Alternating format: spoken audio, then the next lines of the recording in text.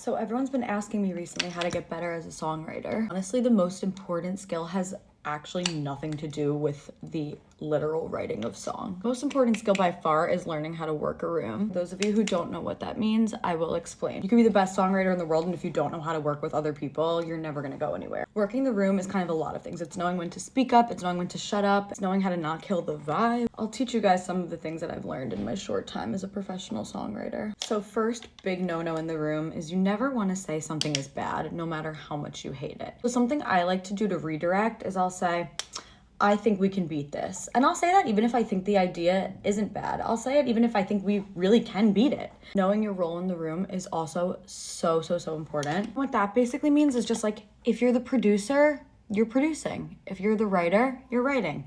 If you're the artist, you're being the artist. Sure, writers can give production ideas and producers can chime in with song ideas, but know where your strengths are. You're not the strongest writer, bring the energy. If you're not the producer, don't be backseat producing. And if you are the strongest, don't steamroll, just redirect. Get everyone in line, keep things moving. Another little tip and trick I've learned is there are gonna be some sessions where you really wanna leave. That could be for a number of reasons. Burnt out, you're tired from the night before, you're having a bad day and you're not able to come up with anything, you're really not vibing with the person you're working with. And that's normal, that's gonna happen and that's so okay. Something I've learned is to try to stick it out if you really can, but if you really can't, you can always use a line. I like to use this. Hey, oh my God, I totally just remembered I have a heart out, or I have a call, or I have a meeting that I just remembered I need to go home before and change. Like, I totally didn't even realize. Like, something that sounds believable, obviously. Like, you're trying to not make it obvious that you're dipping out. And I would not recommend using this a lot.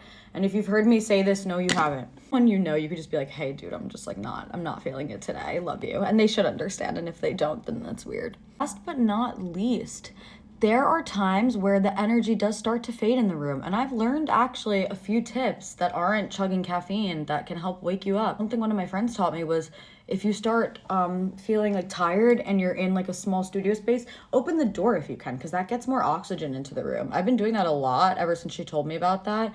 And it's been a game changer. I tell everyone I know about this fun fact now. They love it. They think I'm so smart. Another thing we'll do is like just step out for some air if opening the door isn't an option, or if we just like need some like sunlight, natural light, because in New York there's not a lot of windows in studios these days. Get some food. Sometimes you forget to eat. Like, you gotta remember to eat sometimes. Sometimes it just literally doesn't even cross your mind. All of this is to say, it's your talent that's gonna get you into the room, but it's your vibes that are gonna keep you there. Happy writing.